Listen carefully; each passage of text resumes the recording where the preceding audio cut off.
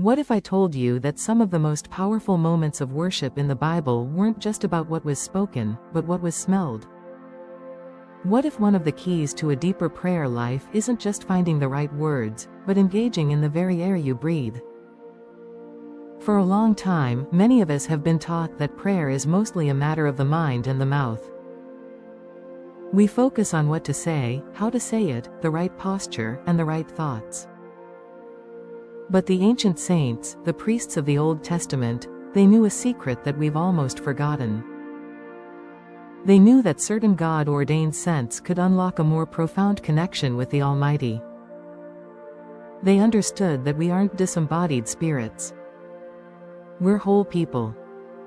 And if we're going to worship God with our whole being, we have to engage our whole being, and that includes our senses. Now, this might sound a little strange, but it's an ancient path. A forgotten way. If you've ever felt like your prayer life is stale, like your words are just hitting the ceiling, or if you struggle to quiet the noise of the world and in your own head, you're not alone. And the Bible itself gives us a clue, a pathway back to a more engaged form of worship. In this video, I want to explore a devotional practice inspired by biblical principles. It's a ritual that uses two powerful, symbolic scents, frankincense and lavender, to help transform your secret prayer time from a routine into a rich, divine encounter. This isn't just about making your room smell nice, though it will. This is about preparing a sacred space. It's about signaling to your own spirit and reminding yourself that you are entering into a holy conversation. This is about preparing a place for the King of Kings. The lost language of sensory worship. So before we get into the how, let's talk about the why. Why does scent even matter? In our modern world, we've kind of lost the language of sacred aromas. But to the writers of the Bible, it was a primary language of worship. Think about the tabernacle, and later the temple in Jerusalem. These weren't quiet, sterile auditoriums. They were alive with sensory experiences. The flickering lamps, the priestly chants, the taste of the showbread, and woven through it all, the smell of incense. In Exodus chapter 30, God himself gave Moses a specific recipe for holy incense. It was a blend of spices that included pure frankincense. This was no ordinary potpourri. It was a holy compound, so sacred that using it outside the tabernacle was forbidden. Why so strict? Because the scent was a symbol. The rising smoke was a physical picture of the people's prayers ascending to the throne of God. King David understood this when he cried out in Psalm chapter 141, "Let my prayer be set before you as incense, the lifting up of my hands as the evening sacrifice." He was using the most powerful imagery he knew to say, "God, let my communication with you be as real and tangible as the smoke that rises from the holy altar." And much later, in the book of Revelation, the Apostle John sees a vision of heaven. And what does he see? An angel at an altar with a golden censer, offering much incense with the prayers of all the saints. From the beginning to the end of the Bible, scent is connected with the presence of God, with holiness, and with prayer. It was a way to make the invisible reality of prayer tangible to the senses. It declared that this space, this time, is different. It's set apart. When the priests entered the holy place, the smell of incense immediately separated them from the ordinary world outside and prepared their hearts for divine service. So, what can we learn from that for our own private prayer life? As believers, we are now called a royal priesthood. We don't need to go to a physical temple to meet with God. Our bodies are His temple. So how do we create an atmosphere in our own secret place that honors His presence and focuses our hearts? We can learn from these ancient principles. We can use physical anchors to ground our spiritual intentions. That's the foundation of this restoration practice. We're not recreating the temple, we're learning from its wisdom. We are using the language of scent to enrich our personal conversation with God. The scent of prayer, frankincense. Let's start with the king of biblical scents, frankincense. The name itself just sounds ancient and holy. Frankincense is a resin, a hardened sap that bleeds from the boswellia tree. To get it, the tree has to be wounded or cut. The tree weeps these resin tears, which harden and are then harvested. The symbolism right there is incredible. Something beautiful and fragrant comes from a wound. Its biblical resume is unmatched. As we saw, it was a key ingredient in the holy incense formula God gave to Moses, reserved exclusively for the worship of Yahweh. Its fragrance became symbolic of God's house. According to Leviticus, it was also placed on grain offerings, and a portion was burned on the altar as a memorial portion, turning a simple meal into a sacred act of communion. The scent announced that you were entering a consecrated space. Frankincense was also a gift fit for a king. When the Magi came from the east, they brought 3 specific gifts: gold, frankincense, and myrrh. Gold for a king. Myrrh for one who would suffer, since it was used in burial. But frankincense? That was a gift acknowledging divinity, a gift for a priest. By presenting frankincense to the infant Jesus, the Magi were making a profound theological statement. They were recognizing him not just as an earthly king, but as divine. That gift was an act of worship. This resin was incredibly valuable. The trees only grew in specific regions, like southern Arabia, and the demand across the ancient world was huge. This made frankincense a precious commodity. Some historical accounts even suggest that the best grades were, at times, considered as valuable as gold. It wasn't an everyday substance. It was a treasure, set apart for the most important occasions, like worshipping a god or honoring a king. So, when we bring frankincense into our prayer space, what are we doing? We're tapping into all of this rich, symbolic history. First, you are declaring that your prayer time is holy. Just like for the priests in the temple, the scent of frankincense can be a signal to your brain and spirit that this isn't ordinary time. It's set-apart time to meet with God. Second, you're acknowledging Jesus as your high priest. The Bible tells us he is the one who mediates for us and brings our prayers to the Father. The rising scent of frankincense can be a physical picture of our prayers ascending to heaven through the work of Christ. And third, you are honoring the King. You're bringing a gift. Your time, your attention, and yes, even the aroma you prepare, becomes an offering. It's a way of saying, you are worthy of my best. You are worthy of a prepared space. The scent of frankincense is the aroma of prayer itself. It's the fragrance of priesthood, purity, and the very presence of God. It's the perfect scent to begin our ritual and announce our intention to enter a holy conversation. The scent of peace, lavender. Now let's turn to our second scent, lavender. And here, we need to be honest and clear. Unlike frankincense, you won't find the word lavender in your Bible.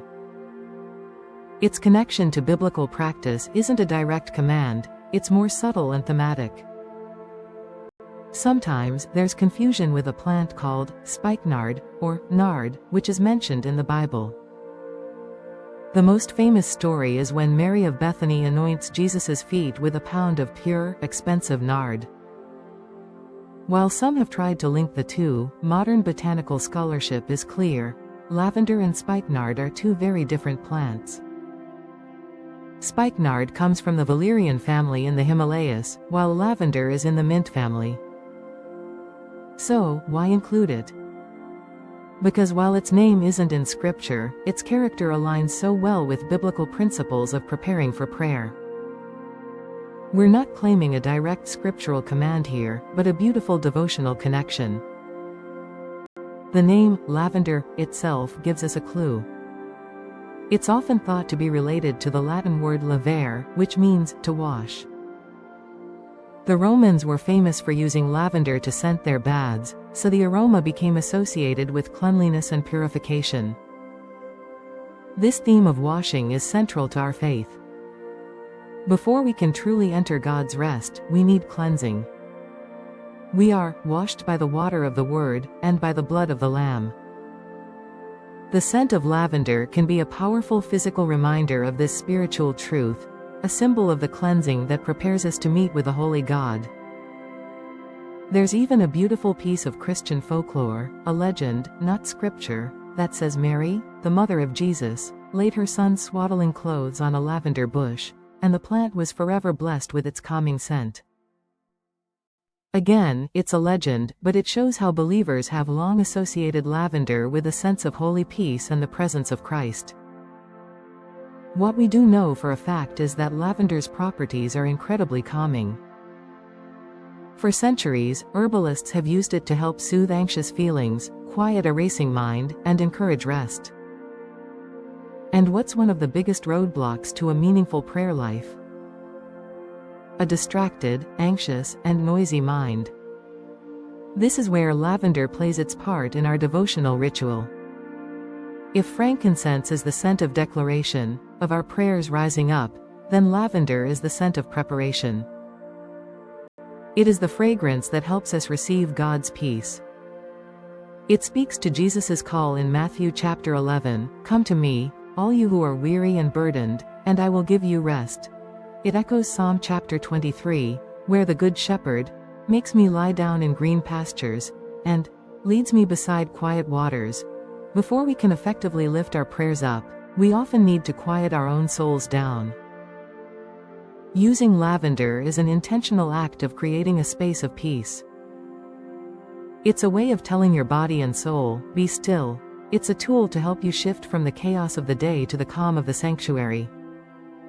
While frankincense announces your intention to speak to God, lavender announces your intention to listen. It is the scent of surrender, tranquility, and divine rest.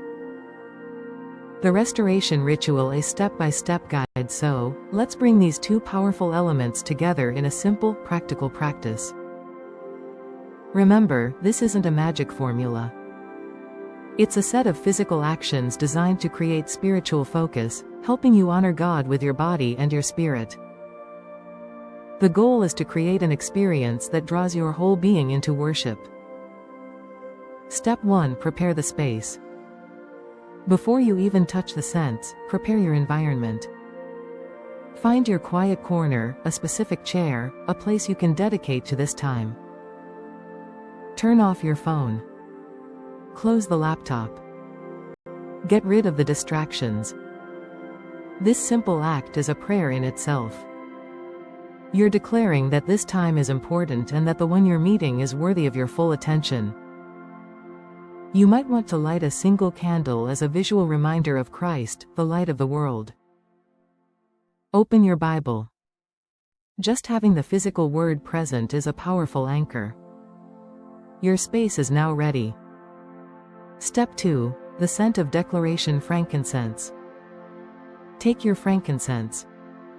This can be resin burned on a charcoal disc or, more simply, a high-quality essential oil. If you're using oil, place a single drop in your palm. Rub your hands together to warm it. Now, cup your hands over your face and take a slow, deep breath. As you inhale that rich, sacred aroma, make a verbal declaration. Let your first words be intentional.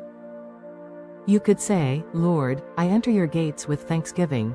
I consecrate this time to you." As you continue to breathe in, think of Psalm chapter 141.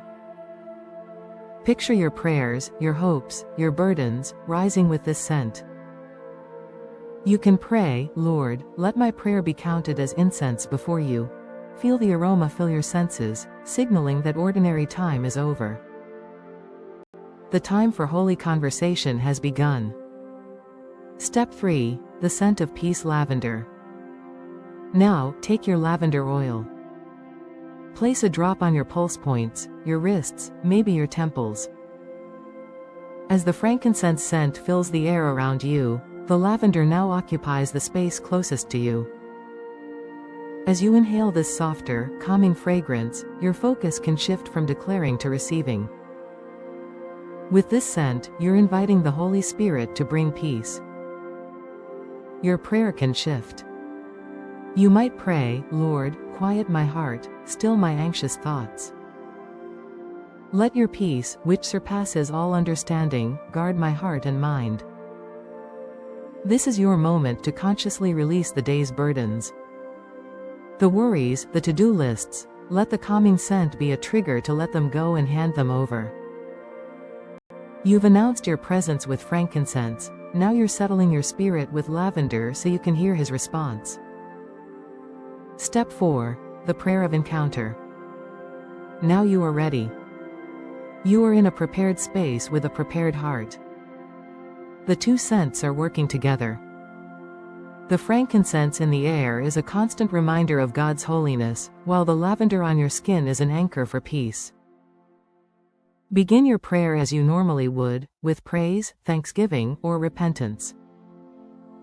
But you may find something is different. You may find your mind is calmer and less prone to wander.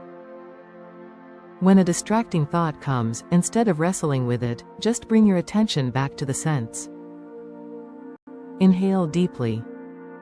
Let the frankincense remind you of your purpose, to pray. Let the lavender remind you of God's promise, to bring peace. The scents become your allies, gently guiding your wandering thoughts back to communion with God. You can spend time in petition, in intercession, or just in silence. This ritual doesn't replace the content of your prayer, it creates the ideal container for it. It helps you stay present for the whole conversation, from your first word to God's final, still, small whisper. This ancient inspired practice isn't just a historical curiosity, it's a tool for your spiritual life today. It's a way to reclaim the depth and focus that our noisy world so often steals from our prayer time. It's an invitation to worship God with your whole being. If you're ready to try this, I want to help you get started. I've put together a short, downloadable guide with the prayers and Bible verses from this video, plus some tips on finding quality frankincense and lavender. You can find the link to download it for free in the description below. And if this has resonated with you, please consider subscribing for more content that explores the forgotten paths of biblical spirituality. But this isn't just about information, it's about transformation. I truly believe that as we begin to practice these things, our prayer lives can change. So, I want to invite you to be part of this community. If you try this ritual, please come back and share your experience in the comments. Your story could be the encouragement someone else needs to take this step. Let us know what God does. Let me close with a blessing for you. May the Lord bless you and keep you. May He make His face to shine upon you and be gracious to you. As you prepare a space for Him, may you become more aware than ever of His presence with you. May He quiet your soul with His peace, and may your prayers rise before Him as a sweet, holy incense. Go in the peace and the power of Christ. Amen.